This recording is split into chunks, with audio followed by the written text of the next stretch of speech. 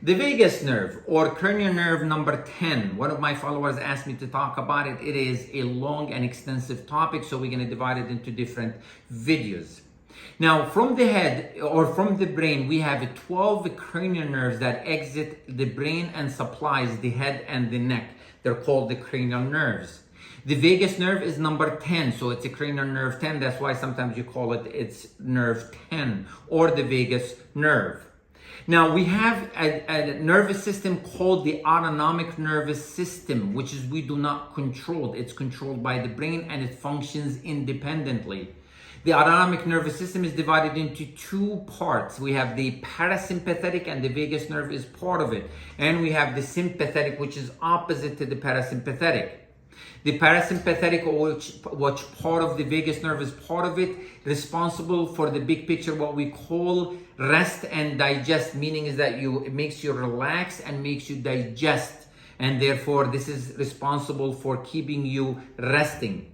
Now, the sympathetic, which is opposite to the parasympathetic, is responsible for what we call fight and flight, which means if you have any threat from the outside, it allows you to be ready for it. Your eyes open up, your heart rate increases, your blood pressure increases, the blood pushes to the brain, so you're ready to fight this threat.